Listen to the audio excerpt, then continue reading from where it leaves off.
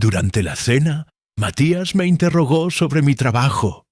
Le relaté sobre los restaurantes, sobre cómo había iniciado vendiendo empanadas en la calle, sobre el orgullo que sentía por haber construido todo desde cero.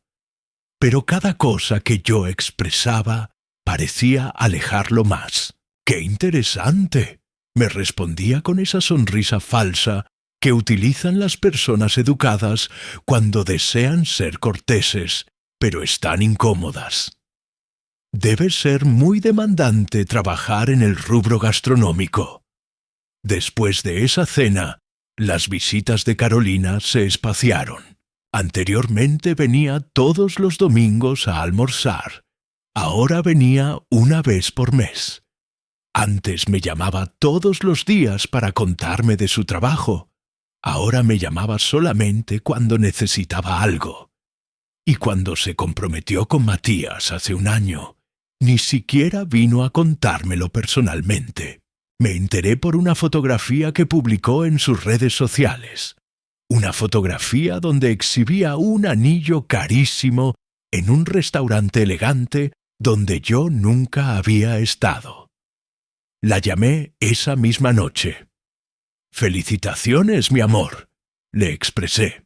«Estoy muy contento por ti». «Gracias, papá», me respondió fríamente. «Ya te contaremos todos los detalles». Pero nunca me contó los detalles. Durante un año completo, cada vez que preguntaba por la boda, ella me proporcionaba respuestas vagas. «Todavía estamos considerando opciones, papá. No queremos apresurarnos. Deseamos que todo salga perfecto». Lo que yo ignoraba era que lo perfecto para ella era un evento sin mí. La llamada llegó un viernes de marzo. Yo estaba en mi oficina revisando los números de la semana cuando sonó mi teléfono. Era Carolina, pero no sonaba como mi hija. Sonaba como una ejecutiva conversando con un proveedor incómodo. «Papá, necesito conversar contigo sobre la boda», me expresó sin preámbulos. Matías y yo hemos estado dialogando extensamente sobre el tema y hemos llegado a una decisión muy difícil.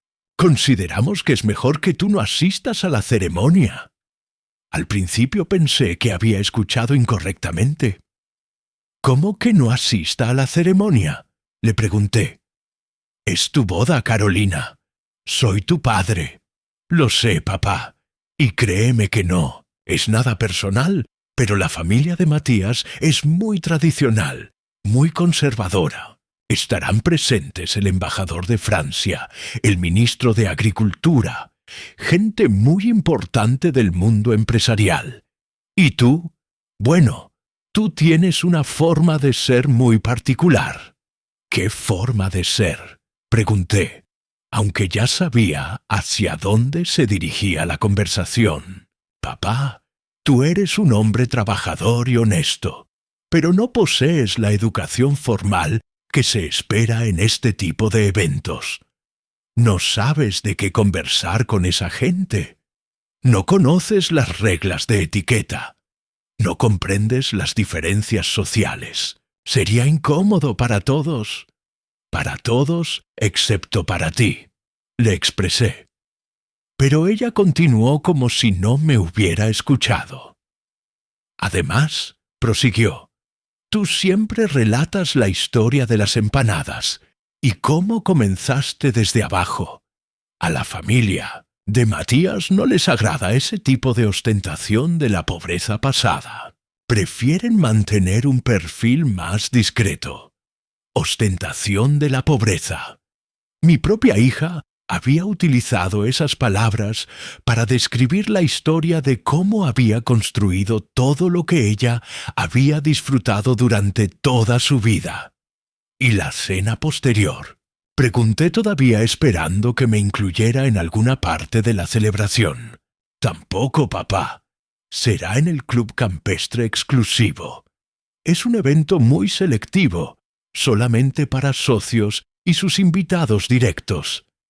Matías consiguió que nos prestaran el salón principal, pero no puede llevar gente que no encaje con el perfil del lugar. Gente que no encaje, como yo. Pero papá, agregó rápidamente, como si eso fuera a arreglar todo. Vamos a organizar una celebración aparte para ti, algo más íntimo, más familiar. Quizás podemos almorzar el domingo siguiente en tu casa y te mostramos las fotografías de la boda. ¡Las fotografías de la boda! Mi hija me estaba ofreciendo ver las fotografías de su boda como si fuera un vecino curioso. «Está bien, Carolina», le expresé con una tranquilidad que ni yo mismo comprendía. «Si eso es lo que deseas, lo voy a respetar. Sabía que ibas a entender, papá. Eres el mejor padre del mundo, y yo te amo mucho. Esto no cambia nada entre nosotros. Todo cambia», pensé después de colgar, pero no de la manera que ella se imaginaba. Esa noche extraje de mi caja fuerte unos documentos que había estado guardando durante 20 años. Documentos que pensaba mostrarle a Carolina el día de su boda como la sorpresa más grande de su vida. Documentos que ahora iba a tener que utilizar de una manera completamente diferente. Porque había algo que mi hija no sabía, algo que estaba a punto de cambiar no solamente su boda perfecta, sino toda su vida para siempre. Durante todos estos años, mientras construía mi imperio gastronómico, yo había estado invirtiendo en otra cosa. Algo que Carolina consideraba imposible para alguien como yo. Algo que la familia Montealegre respetaba más que cualquier otra cosa en el mundo. Arte. Arte clásico, para ser específico. Hace 20 años, cuando los restaurantes comenzaron a generar ganancias importantes, conocí a un individuo llamado Tomás Morales en una subasta de antigüedades. Tomás era un tasador de arte que se había percatado de que yo tenía buen instinto para reconocer las piezas valiosas, aunque no tuviera educación formal en el tema. «Ernesto», me expresó después de verme pujar por un cuadro de un pintor argentino del siglo XIX. «Tú tienes instinto para esto. Si deseas, yo puedo enseñarte a invertir en arte serio, pero tiene que ser a largo plazo y con mucha paciencia».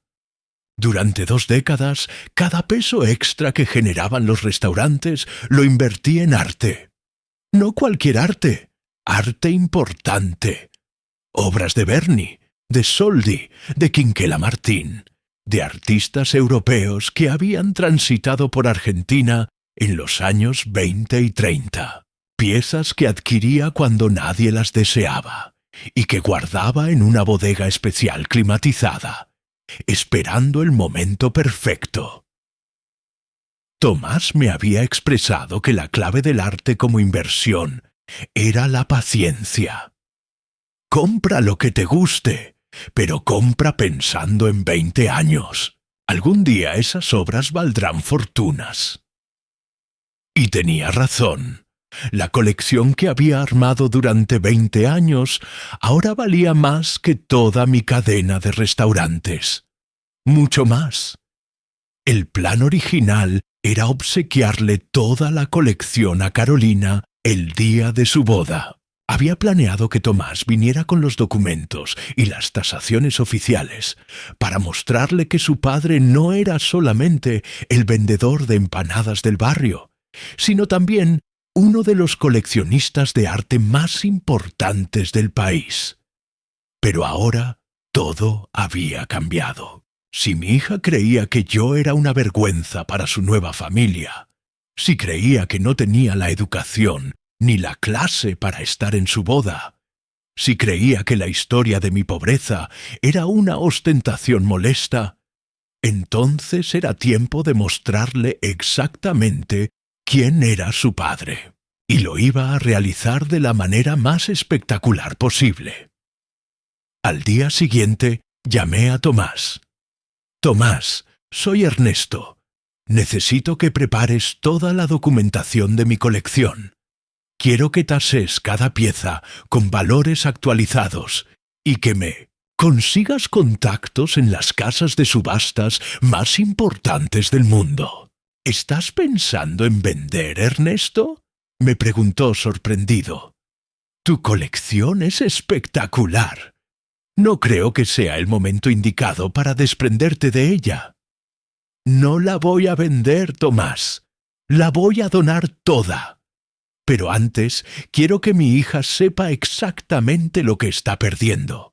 Después llamé al director del Museo Nacional de Bellas Artes. Doctor Fuentes, soy Ernesto Ramírez. Creo que nos conocimos en la subasta de la Casa Guerrico hace unos años. Tengo una propuesta que puede interesarle mucho. Le expliqué mi situación, sin entrar en detalles familiares. Le expresé que tenía una colección importante que deseaba donar al museo, pero que necesitaba que el anuncio se realizara de una manera específica, en una fecha específica, con una cobertura mediática específica. Señor Ramírez, me expresó, después de que le envié por correo electrónico las fotografías y las tasaciones de las principales obras. Esta es una de las colecciones privadas más importantes que hemos visto en los últimos años. Por supuesto que estamos interesados. ¿Cuál es el valor total estimado? $42 millones, le respondí. Y quiero que esa cifra aparezca en todos los medios el mismo día que mi hija se casa. La tercera llamada fue la más importante. Llamé a un periodista de espectáculos que conocía desde hacía años, un individuo que había realizado notas sobre el crecimiento de mi cadena de restaurantes y que sabía toda mi historia. Javier, soy Ernesto Ramírez. Tengo la exclusiva más grande del año para ti, pero necesito que salga publicada exactamente el sábado 28 de octubre. Ni un día antes ni un día después. ¿De qué se trata, Ernesto? De cómo el vendedor de empanadas del barrio que todos conocen resulta ser uno de los coleccionistas de arte más importantes del país y está donando una fortuna en obras de arte al Museo Nacional. Pero eso no es lo más interesante de la historia. ¿Qué es lo más interesante? Que lo está realizando el mismo día que su hija se casa en el Club Campestre Exclusivo. La misma hija que no lo invitó a la boda porque consideraba que él era una vergüenza para su nueva familia aristocrática. Del otro lado del teléfono hubo silencio durante unos segundos. Ernesto, me expresó finalmente, esa historia puede salir en portada de todos los diarios del país. El contraste es perfecto. El padre trabajador que construyó una fortuna y una hija que se avergüenza de él. Pero, ¿estás seguro de que deseas que tu vida familiar salga en los medios? Estoy seguro, Javier. Estoy cansado de que me subestimen. Estoy cansado de que crean que por haber iniciado vendiendo empanadas, no puedo ser una persona culta, educada e inteligente. Es hora de que todo el mundo sepa quién es realmente Ernesto Ramírez. Durante las siguientes semanas, mientras Carolina organizaba su boda perfecta sin mí, yo organizaba mi sorpresa perfecta para ella. Tomás trabajó día y noche preparando toda la documentación. Cada obra tenía su historia, su procedencia, su valor actual. Algunas las había adquirido en remates familiares, cuando las familias tradicionales necesitaban dinero rápido. Otras las había conseguido en subastas internacionales, compitiendo contra museos europeos. Todas las había elegido no solamente por su valor económico, sino porque realmente me gustaban. El doctor Fuentes organizó un evento especial en el museo para recibir la donación. Iba a ser el sábado 28 de octubre a las 4 de la tarde, exactamente 2 horas después de que terminara la ceremonia de casamiento de Carolina. Javier preparó un artículo de 3 páginas, con fotografías de las obras más importantes de mi colección. El título que había elegido era perfecto: El millonario secreto. El empresario que todos conocen por sus empanadas resulta ser uno de los mayores mecenas del arte argentino. Todo estaba listo. Solamente faltaba que llegara el día de la boda. Pero antes de ese día, ocurrieron cosas que mi hija nunca se imaginó. 3 semanas antes de la boda, recibí una llamada inesperada. Era la madre de Matías, doña Esperanza Montealegre. Señor Ramírez, habla Esperanza Montealegre. Me gustaría invitarlo a tomar un café para conversar sobre algunas cosas relacionadas con el casamiento de nuestros hijos. Me sorprendió la llamada. Según lo que me había contado Carolina, la familia de Matías ni siquiera sabía que yo existía, pero resulta que sabían muy bien quién era yo y deseaban conocerme. Nos encontramos en una confitería del centro. Doña Esperanza era una mujer elegante de unos 60 años, vestida con ese estilo discreto pero costoso que tienen las personas de clase alta. Me saludó con cortesía y fuimos directo al grano.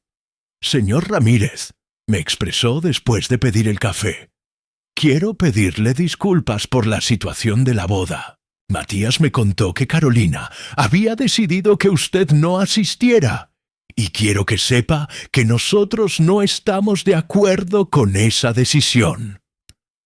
Ah, no. Pregunté sorprendido. Para nada. Nosotros sabemos perfectamente quién es usted y lo que ha logrado en su vida. Mi esposo y yo hemos comido en sus restaurantes muchas veces y admiramos mucho su trayectoria empresarial. No nos parece correcto que un padre no esté en la boda de su hija. Entonces, ¿por qué Carolina me expresó que ustedes no me deseaban en la boda? Doña Esperanza suspiró. Señor Ramírez, su hija nos mintió a todos. A nosotros nos expresó que usted estaba enfermo y que había decidido no venir por su propia salud. A usted le expresó que nosotros no lo queríamos ahí. Recién ayer, Matías se enteró de la verdad cuando lo presionamos para que nos explicara por qué su suegro no iba a estar en la boda.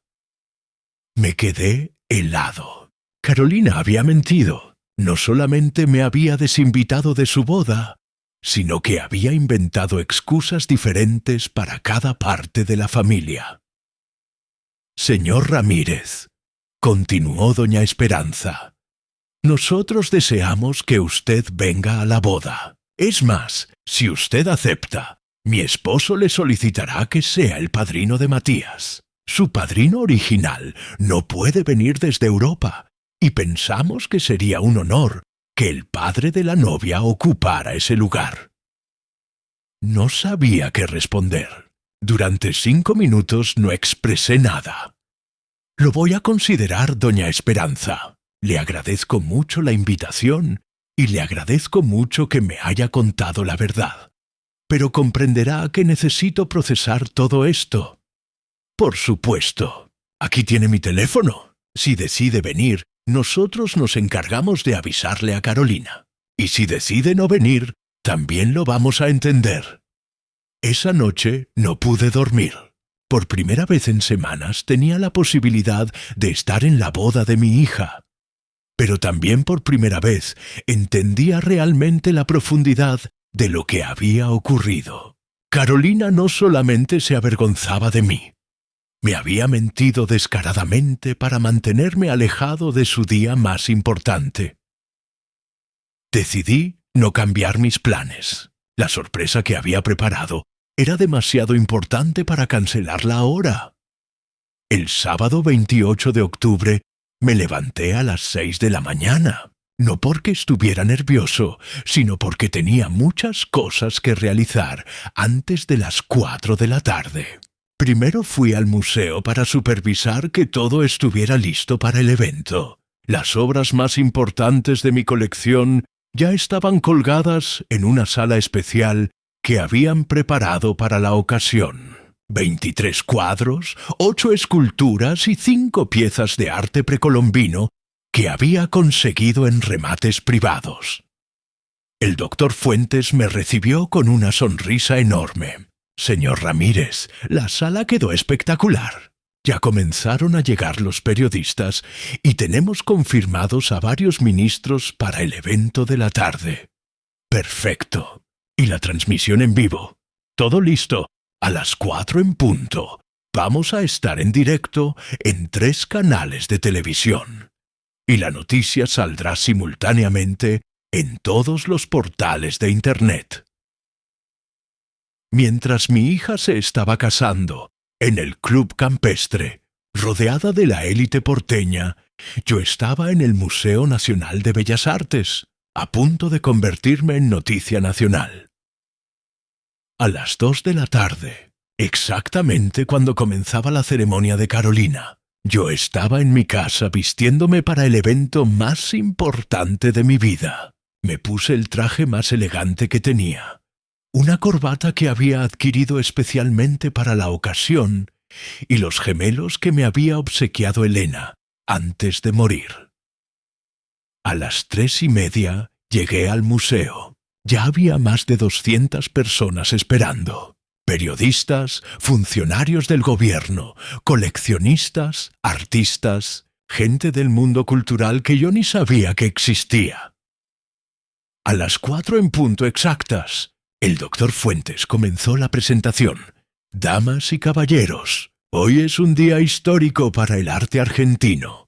Tenemos el honor de recibir una de las donaciones más importantes de los últimos 50 años. Una colección valuada en $42 millones, que ha sido armada durante 20 años por un hombre que representa lo mejor del espíritu argentino, el señor Ernesto Ramírez. Los flashes de las cámaras comenzaron a disparar mientras yo subía al escenario. En ese momento, mientras toda esa gente me aplaudía, mientras las cámaras de televisión transmitían en vivo mi historia, mientras los periodistas escribían notas sobre el vendedor de empanadas, que resultó ser un mecenas millonario, mi hija estaba cortando la torta de casamiento sin saber que su padre se había convertido en la noticia más importante del día.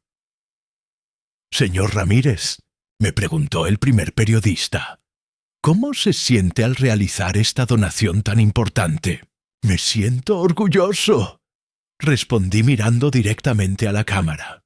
Orgulloso de poder devolver algo al país que me dio todo, pero sobre todo me siento orgulloso de demostrar que en Argentina cualquier persona, sin importar de dónde venga, puede lograr cosas extraordinarias si tiene pasión y dedicación. ¿Es verdad que usted comenzó vendiendo empanadas en la calle?, preguntó otra periodista. Así es, y no me avergüenzo de eso. Al contrario, estoy orgulloso. Cada empanada que vendí me enseñó algo sobre el trabajo, sobre la perseverancia, sobre el valor del esfuerzo. Y cada peso que gané con esas empanadas me sirvió para adquirir la primera obra de arte de mi colección. ¿Cuándo comenzó a coleccionar? Hace exactamente 20 años. Al principio no sabía nada de arte, pero tenía algo que creo que es más importante que él: conocimiento académico. Tenía curiosidad y tenía la humildad para aprender de gente que sabía más que yo. Mientras yo respondía preguntas en el museo, rodeado de flashes y cámaras, mi teléfono comenzó a vibrar sin parar. Mensajes de felicitación, llamadas de conocidos, notificaciones de redes sociales. La noticia se estaba expandiendo como un incendio, pero había un teléfono que no sonaba: el de Carolina. A las 5 de la tarde, cuando el evento oficial terminó, me quedé un rato más en el museo mirando mis obras colgadas en las paredes. 20 años de mi vida resumidos en esa sala. 20 años de inversiones inteligentes, de estudiar, de aprender, de apostar por el arte argentino cuando nadie más lo hacía. Don Tomás se acercó a mí con una sonrisa. «Ernesto», me expresó, «hoy hiciste historia, pero también...». Me llamo Ernesto Ramírez. Tengo 63 años y soy un hombre de negocios retirado. Mi hija Carolina me comunicó que no deseaba mi presencia en su matrimonio, porque yo representaba una deshonra para su nueva familia política. Sin embargo, ella ignoraba que durante 2 décadas había estado preparando una revelación que transformaría no solamente su ceremonia nupcial, sino el rumbo completo de su existencia. Visualiza el momento. Tras dedicar mi vida entera a edificar un imperio gastronómico que actualmente vale millones, mi propia descendiente me llama por teléfono una tarde de viernes y me notifica que he sido excluido de su celebración matrimonial. Así, sin contemplaciones, como si fuera un conocido distante que arruina las fotografías familiares. «Papá, por favor, comprende la circunstancia», me expresa con esa voz glacial que había desarrollado desde que inició su relación con Matías, el heredero de los Montealegre. La familia de Matías pertenece a círculos muy selectos, muy distinguidos. Ellos no comprenderán tu manera de comportarte, tu vocabulario, tus raíces modestas, mis raíces modestas. Esas palabras me lastimaron más profundamente que cuando mi primer emprendimiento quebró a los 30 años y tuve que reiniciar desde cero vendiendo empanadas en las esquinas. Pero aquí viene lo que mi hija jamás imaginó. Durante estas últimas 2 décadas, mientras ella cursaba en instituciones educativas exclusivas y universidades internacionales que yo financiaba, mientras habitaba en residencias lujosas que yo le obsequiaba, mientras recorría Europa con tarjetas bancarias que yo respaldaba, yo estuve organizando algo extraordinario.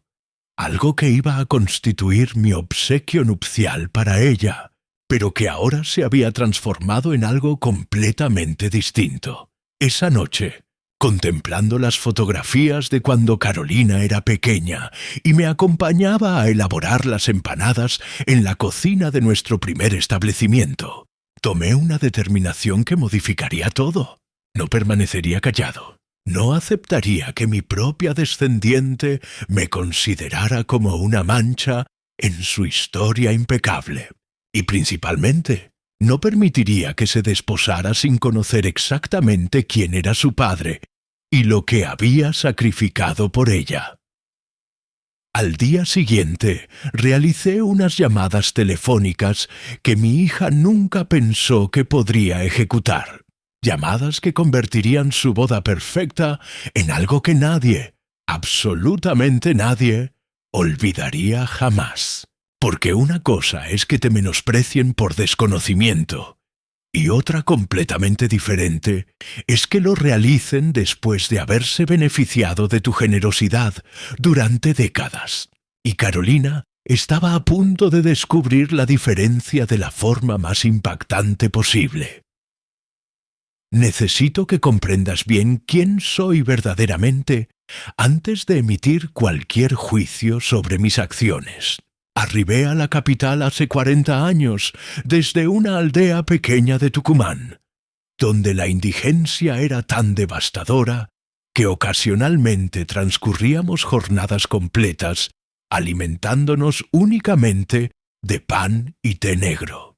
Mi progenitor era trabajador rural, y mi madre lavaba vestimenta ajena para conseguir unos pesos adicionales.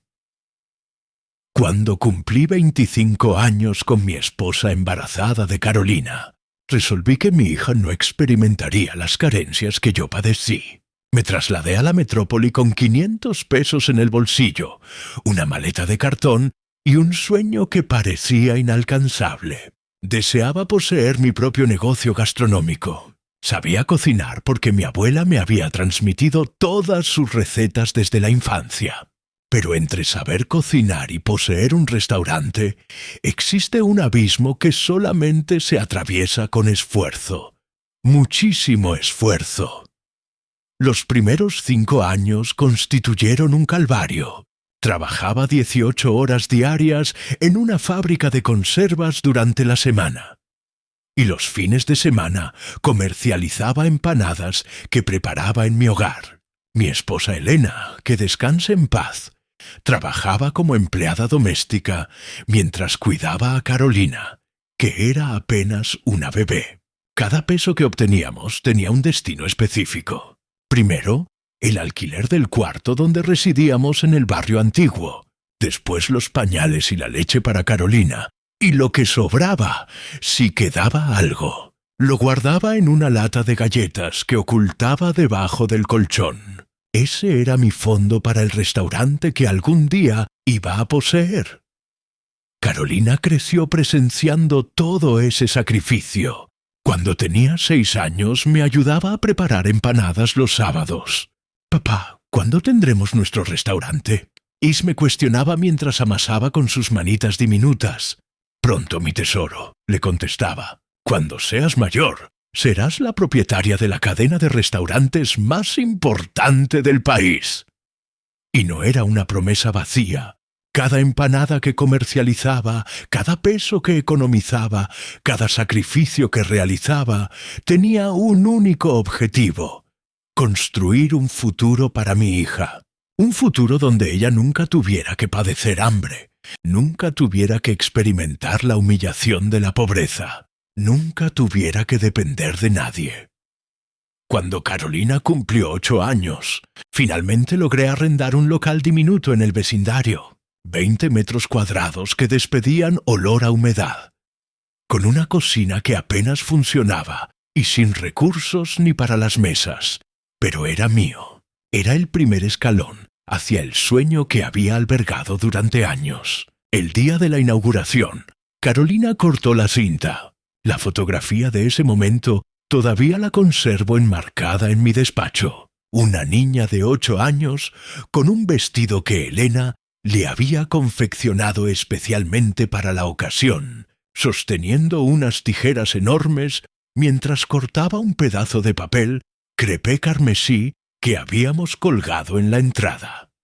Empanadas Don Ernesto se denominaba el establecimiento. Don Ernesto, porque así me llamaban los clientes, aunque yo tenía apenas 33 años.